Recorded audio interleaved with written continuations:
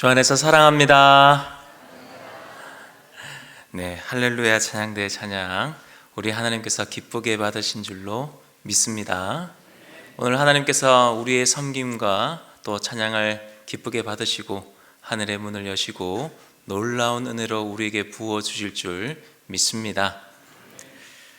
사역을 하다 보면은 또는 어떤 일을 처음 맡아서 시작해 보면은 금세 눈에 들어오는 것들이 있습니다. 문제가 보이기도 하고 때로는 어떻게 하면 이게 더 나아질 것 같다라는 생각이 들기도 합니다. 그래서 이건 바꾸면 좋겠고 이건 이렇게 하면 좋겠고 이런 생각들이 머릿속에서 무수히 오고 갑니다. 근데 여러분, 시간이 조금 지나면 어떻게 될까요? 그 무너진 부분들이 점점 익숙함으로 다가옵니다. 그래서 처음 가졌던 우리의 생각들, 비전들이 현실의 벽에 부딪히게 되고 그러면은 어쩔 수 없지라는 마음이 우리 안에, 마음 안에 자리를 잡기도 합니다. 믿음의 삶도 마찬가지입니다. 우리는 마음속으로 수없이 결단하고 또는 회복을 바라고 갈망하지만 현실은 녹록지 않고 어떤 영적인 무기력함은 우리를 집요하게 잠식해 옵니다. 우리가 영적으로나 육적으로나 어떤 면에서 공동체이든 우리가 회복을 향해서 나아갈 때에 마귀는 우리를 가만두지 않습니다. 본문에 나오는 예루살렘 백성들도 그러했을 것 같습니다. 성벽이 무너진 모습을 바라보고 성문이 불탄 모습을 그들이 바라보면서 그들도 생각을 했을 것입니다.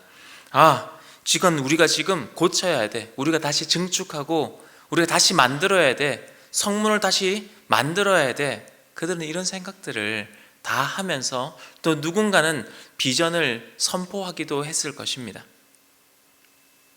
그런데 정작 변한 것이 없을 때에 마음이 낙심되고 무기력함에 빠져 있을 그때에 등장한 인물이 느헤미야입니다.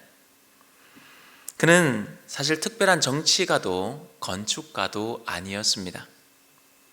그러나 느헤미야는 분명한 한 가지, 그는 기도하는 사람이었습니다. 예루살렘의 소식을 듣고 그는 애통해하는 마음으로 하나님 앞에 무릎으로 나아갔습니다. 그리고 하나님께서는 그의 기도를 들으셨고 또 놀랍게 역사하셨습니다. 왕의 마음을 움직였고 그 길을 예비하셨고 느헤미야를 이제 예루살렘 성으로 인도하셨습니다. 저는 요즘에 이 느헤미야서 말씀을 계속해서 마음속에 묵상을 하게 됩니다. 기도로부터 시작된 이 회복의 이야기, 저만의 생각일 수도 있겠지만 저는 이것이 마치 우리 교회에 주시는 하나님의 말씀과 같다는 생각을 해보게 되었습니다. 새벽 기도의 자리 그리고 금요 집회의 자리가 점점점 채워지고 또 기도하는 성도님들의 숫자가 점점 많아지는 우리 약수교회의 모습을 바라보면서 하나님께서 지금 우리 약수교회 가운데도 동일한 회복의 역사를 시작하고 계신다라는 마음의 어떤 확신이 들기 시작했습니다. 그래서 저는 오늘 말씀을 통해서 하늘의 하나님이 우리를 형통하게 하신다라는 이 믿음의 고백, 그것이 우리 가운데 다시금 살아나고 그 고백 위에 우리의 삶과 교회가 다시금 힘있게 세워지기를 소망합니다. 11절과 12절 말씀입니다.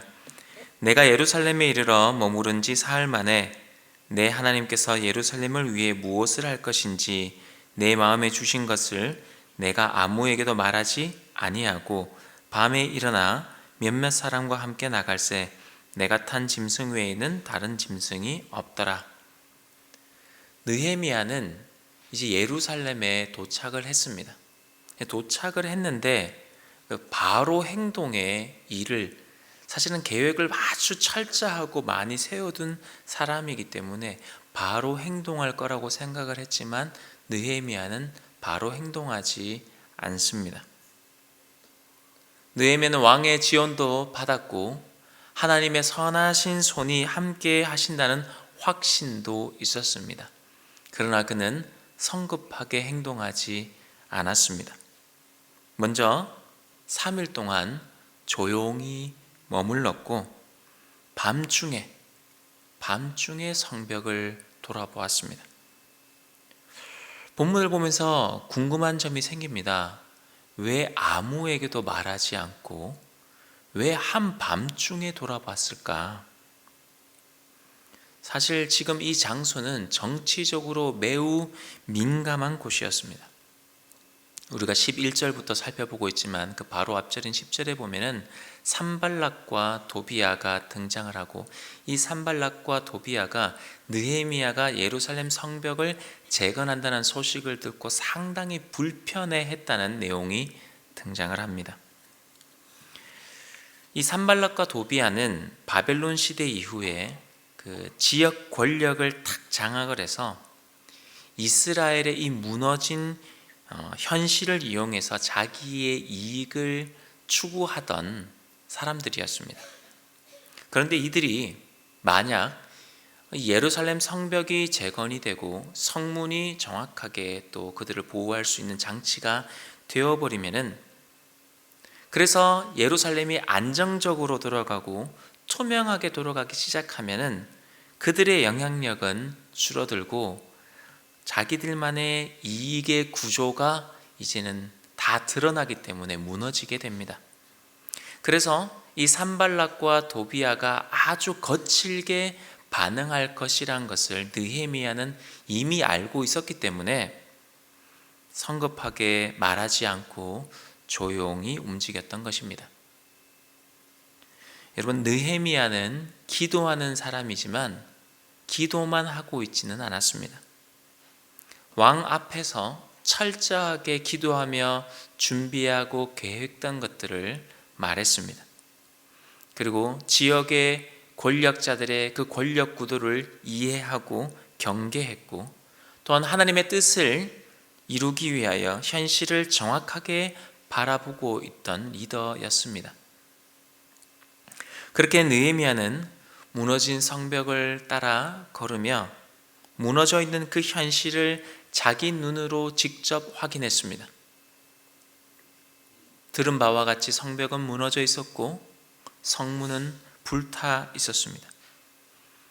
그리고 그것을 세우기 위해 수없이 노력했던 사람들이 그것이 이루어지지 않자 이제는 마음이 무너져서 오랜 좌절과 무기력함에 지쳐 있는 것을 그는 보았습니다. 여러분, 회복과 부흥은 단지 우리의 열정만으로 이루어지는 것은 아닙니다. 우리가 기도하고 하나님의 어떤 특별한 감동이 있다고 해서 모든 것이 곧장 순조롭게 다 해결되는 것만은 또 아닙니다. 이 하나님의 감동이 있을 때는 그 뒤를 따라 우리가 판단이 있어야 되고, 기도 뒤에는 분별이 필요하고, 열정 뒤에는 세밀한 준비가 뒤따라야 합니다. 느헤미야는 하나님의 손이 임하고 있다는 사실도 알고 있었고 왕이 도와주는 것들도 현실이었습니다.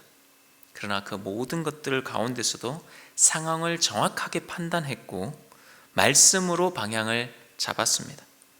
그리고 그 모든 것들을 하나님이 주시는 지혜와 명철로 하나씩 준비해 갔습니다.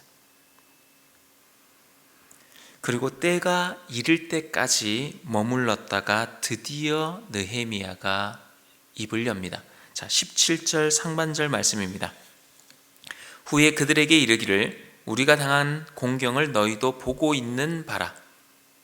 여기가 우리가 좀 주목해 볼 표현이 있습니다. 지금 느헤미야는 너희가 당한 공경이라는 식으로 표현하지 않습니다. 지금 뭐라고 표현하고 있습니까? 우리가 당한 고난이라고 이야기합니다. 사실 느헤미야는 왕의 궁정에서 성공한 인생을 살고 있던 사람입니다.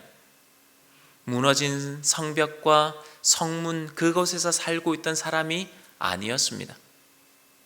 하지만 느헤미야는 그들의 고난을 자신의 고난으로 또 안았습니다. 여러분, 이 모습을 통해서 우리는 누구를 발견할 수 있어야 하냐면 그리스도를 발견할 수 있어야 합니다. 제가 설교를 할 때에 느헤미야서를 보면은 우리가 느헤미야는 오실 그리스도를 예표하는 인물이라고 말씀을 드렸습니다. 지금 이 느헤미야의 모습은 오실 그리스도를 드러내는 모습입니다. 하늘 영광을 버리시고 이 땅에 오신 예수님을, 우리 예수님께서는 너희의 죄라고 얘기하지 않으셨고 우리의 죄를 지셨다고 했습니다. 그가 찔림은 우리의 허물 때문이요 그가 상함은 우리의 죄악 때문이라. 느헤미야도 이제 한 걸음 더 나아가서 이야기를 합니다. 예루살렘 성을 건축하여 다시 수치를 당하지 말자. 여러분, 진정한 회복과 부흥은 사람의 외침에만 달린 것이 아닙니다. 그 외침이 능력을 가지려면 하나님의 손이 함께 해야 합니다. 그래서 18절 상반절 말씀을 보시면 또 그들에게 하나님의 선한 손이 나를 도우신 일과 왕이 내게 이른 말씀을 전하였더니 했습니다. 여러분, 이 고백이 사실 핵심입니다. 왕의 마음을 움직이신 분도 하나님이시고 이 모든 회복의 시작도 하나님의 선한 손길에서부터 시작되었다는 것입니다. 사람의 노력도 중요합니다. 사람의 계획도 아주 중요합니다. 그러나 그보다 하나님의 손이 움직이실 때에 선한 일은 이루어지게 됩니다. 이 일을 듣고 이제 예루살렘 백성들이 응답합니다. 자, 18절 후반절 말씀을 보시면은 그들의 말이 일어나 건축하자 하고 모두 힘을 내어 이 선한 일을 하려 하매. 여기서 건축하자는 말은 단지 벽돌을 쌓아서 성벽을 짓자는 말을 넘어서는 의미를 가지고 있습니다. 흩어진 마음을 다시 하나로 모으고 흔들리던 이 질서를 다시 바로 잡으며 하나님의 백성으로서의 그 정체성을 회복하자라는 어떤 신앙의 결단이 담겨 있는 표현입니다. 저는 지금 이렇게 생각을 합니다. 우리 교회 안에도 하나님의 손이 임하셔서 다시 세우는 그 은혜의 흐름이 조용하지만 그러나 확실하고 분명하게 일어나고 있다라고 저는 생각을 합니다. 예배가 살아나고 있고 기도의 자리가 채워져 가고 있습니다. 여러분, 이건 단순한 변화가 아닙니다. 오늘날 사람들이 무엇을 얘기합니까? 기도의 자리에 사람이 모일 수 없다. 회복은 없다. 부흥이 웬 말이냐. 이제는 지금은 있는 사람만 잘 관리해도 잘하는 거다 라는 이야기가 한국 교회를 이렇게 덮고 있는 이야기들입니다. 그러나 우리가 기도의 자리가 점점 차기 시작하고 또 금요 집회의 자리가 차기 시작하고 주일 예배가 또 이렇게 차기 시작한다는 것은 하나님의 선하신 손이 우리 가운데 역사하고 있다는 증거입니다. 그렇다면 이제 우리도 느헤미야 시대의 백성들처럼 응답을 해야 할 것입니다. 느헤미야가 일어나 건축하자고 외쳤을 때에 사실 백성들은 미리 무언가 준비되어 있었던 것은 아무것도 없었습니다. 그저 하나님의 손이 함께 하신다는 그 확신이 지쳐 있었고 무기력해져 있었던 그 예루살렘의 이스라엘의 공동체를 일으켰고 그 선한 일을 내가 다시 힘써 보리라 하며 나아가게 되었던 것입니다. 저는 이렇게 성도님들에게 부담 주는 것을 상당히 별로 좋아하지 않는 편입니다. 그리고 어떤 큰 행사를 하는 것도 선호하지 않습니다.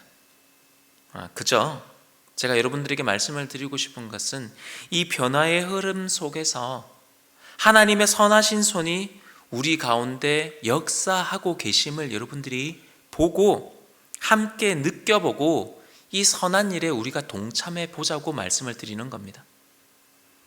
바로 다음 주일 6월 22일이죠. 여러분 주변의 이웃, 사랑하는 가족 혹은 교회를 떠났던 그 지체들에게 그냥 부담 없이 그냥 여러분들이 느끼고 있는 그대로 말씀하시면 됩니다. 저도 이야기를 오고 가고 사람들 잘 못 만나지만 꼭 이야기를 합니다. 우리 과천 약수교회 한번 꼭 와보시라고. 다른 설명은 없습니다. 하나님의 일하심을 경험하게 될 겁니다. 그러니까 한번 와보세요. 그렇죠? 그러기 위해 우리가 먼저 무엇을 해야 됩니까? 느헤미야서가 아주 잘 보여주고 있는 것은 그 하나님의 역사와 선하신 손이 임하기 전에 그 애통하는 마음의 기도가 있어야 합니다. 우리가 마음에 주시는 그 한 영혼을 위해서 우리가 하나님 앞에 더 전심으로 기도하며 나아가는 시간이 필요합니다. 지금 하나님께서는 우리 교회를 세우려고 하고 계십니다. 우리는 그 은혜에 우리가 일어나 건축하겠습니다 라고 응답할 수 있으면 좋겠습니다. 자, 19절 말씀입니다. 호론 사람 산발락과 종이었던 암몬 사람 도비아와 아라비아 사람 게셈이 이 말을 듣고 우리를 업신여기고 우리를 비웃어 이르되 너희가 하는 일이 무엇이냐? 너희가 왕을 배반하고자 하느냐 하기로. 여러분, 하나님의 선하신 일이 시작이 되면은 이 반대급부로 이 마귀가 강하게 또 역사하기도 합니다. 은혜가 있는 곳에 마귀도 역사하는 법입니다.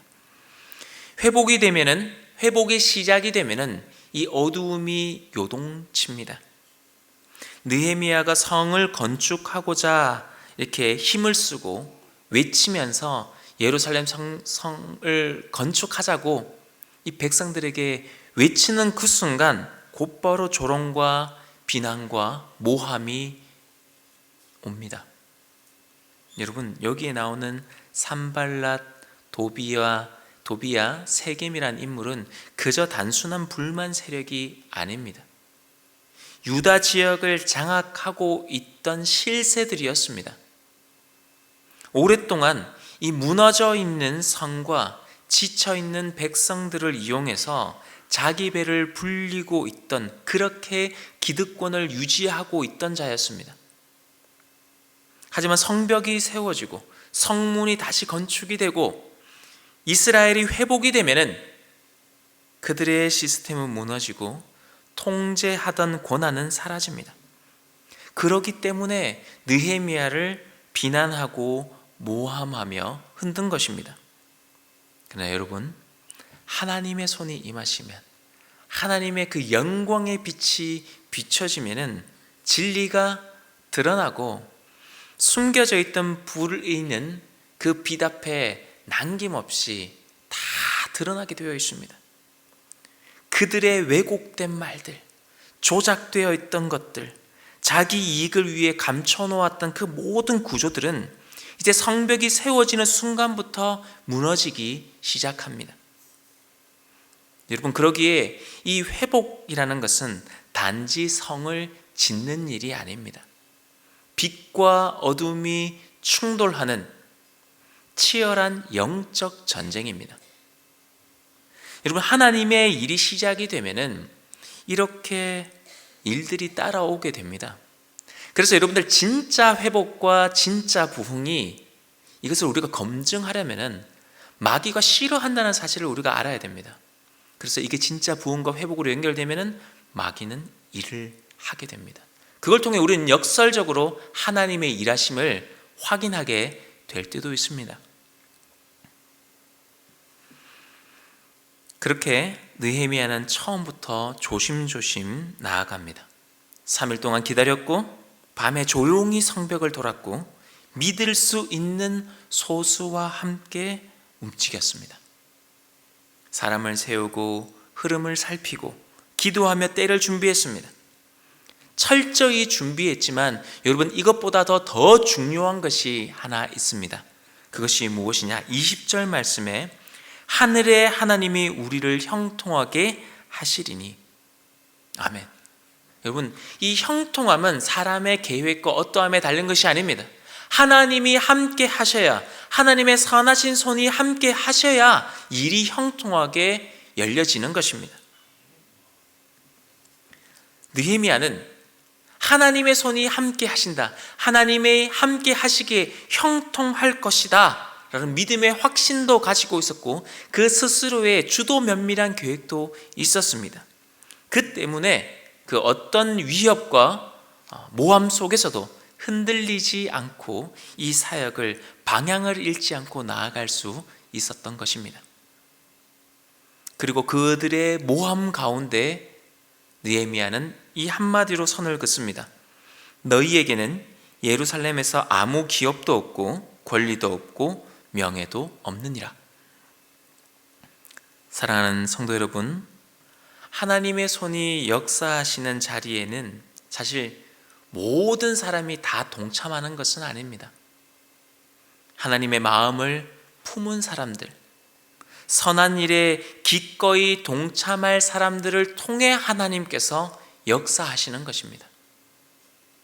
그리고 오늘 우리는 그 사람들 중에 한 사람이 되어야 합니다. 성경에 이름은 기록되지 않았지만 느헤미야와 함께 밤길을 걸었던 몇몇 사람들이 있었다라고 성경은 증언합니다. 그들은 소리 없이 묵묵히 느헤미야와 함께 걸었던 회복의 동력자들이었습니다. 마치 예수님께서 공생애를 시작하실 때에 묵묵히 따라 나섰던 그 제자들처럼 지금 우리 곁에도, 사실 우리 교회 안에도 그런 분들이 많이 계십니다. 예배를 돕고 또 예배를 섬기며 살피는 분들, 무너진 틈을 눈물로 채우는 기도의 중보자들, 드러나지는 않지만 교회를 떠받치고 있는 수많은 손길들.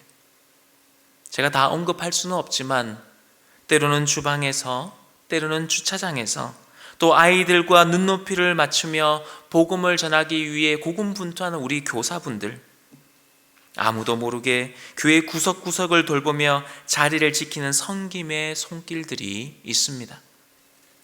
이분들이 바로 회복의 사람들, 하나님의 선하신 손에 붙들려 교회를 세워가는 회복의 동력자들입니다.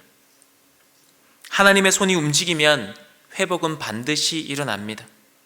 그 손이 우리 가운데 임하면 우리의 마음도, 우리의 가정도, 흩어졌던 공동체도 하나님의 뜻 안에 새롭게 세워질 것입니다. 느헤미야의 외침에 백성들이 우리가 일어나 건축하자 라고 응답했습니다. 어떤 재료도 구조도 전략도 없었습니다. 그러나 하나님의 선하신 손이 임하신다는 그 확신 하나로 그들이 일어나기 시작했습니다. 저는 지금 우리 과천 약수교회도 그 자리에 있다고 생각합니다. 예배의 자리, 기도의 자리가 이제 하나님께서 채워가고 계십니다. 이건 단순한 분위기가 아닙니다. 하나님의 선하신 손이 우리 가운데 역사하고 있다는 증거입니다. 이제 우리가 그 하나님의 선하신 손에 응답할 차례입니다. 그래서 여러분, 이번 주 한 주간이지만 한번 여러분 마음의 결단을 한번 했으면 좋겠습니다. 혹시 주변에 교회를 떠난 성도님들이 계십니까? 여러 상처로 인해 멀어진 지체가 있습니까? 함께 신앙생활 하다가, 함께 이 믿음의 길을 걷다가 낙심한 가족들이 있습니까? 아니면 함께 신앙생활 했던 그 동료들이 지금 여러분의 마음에 떠오르고 계십니까? 그렇다면 그것은 성령께서 여러분들에게 기억나게 돕고 계시는 성령의 손길이십니다. 그렇다면 여러분, 이번 한 주 그분을 마음에 품고 기도하시기를 바랍니다. 그리고 하나님의 손이 함께함을 믿으시고 여러분 권면해 보시기를 바랍니다. 다른 이야기 하실 거 없습니다. 그냥 다음 주에 우리 교회 같이 가자. 내가 너 데리러 갈게. 그냥 같이 예배 드렸으면 좋겠어. 다른 말 안 할 테니까 네가 와서 한번 하나님의 역사하심을 보면 좋겠어. 여러분, 어떤 행사를 하자고 하는 것 아닙니다. 전도 프로그램 준비하지도 않았고 이벤트도 준비하지 않았습니다. 그냥 오늘 주시는 하나님의 말씀에 대해 우리가 순종해 보자는 의미입니다. 지금 하나님의 선하신 손이 우리 가운데 역사하고 계십니다. 우리가 일어나 건축하자는 이 말씀 앞에 믿음으로 응답하기를 축복합니다. 이 선한 일에 우리가 전심으로 동참하고 기도와 예배의 자리를 함께 세워가는 이 회복의 동력자들이 다 되시기를 주의 이름으로 축복합니다. 우리 시간 말씀을 생각하시면서 합심하여 기도하기를 원합니다. 하나님의 선하신 손이 우리 교회 위에 계속 머물게 하여 주옵소서. 우리가 그 손을 붙들고 예배와 공동체를 다시 세우는 일에 믿음으로 동참케 하여 주옵소서. 우리 다 함께 합심하여 기도하시겠습니다. 사랑이 많으신 하나님 아버지, 오늘 이 말씀을 붙들고 회복의 동력자로 주님 앞에 나아가기를 원합니다. 우리는 연약하고 때로는 무너진 마음으로 주님 앞에 서 있지만은 하나님의 선하신 손으로 우리를 일으켜 세우실 줄 믿습니다. 하나님, 느헤미야와 함께 조용히 성벽을 살폈던 그 몇몇 사람들처럼 우리도 말없이 때론 조용히 그러나 분명히 예배의 자리, 기도의 자리를 다시 세워가게 하여 주시옵소서. 흩어졌던 마음이 하나가 되고 예배의 자리, 기도의 자리가 다시금 세워지게 하여 주시옵소서. 하나님, 그렇습니다. 우리가 일어나 건축하겠습니다. 우리가 힘을 내어 이 선한 일에 동참하겠습니다. 주의 손이 우리와 함께 하심을 믿고 주여 나아가오니, 주여 순종함으로 나아가오니 주여 은혜 베풀어 주옵소서. 사랑 많으신 예수님 이름으로 기도하옵나이다. 아멘.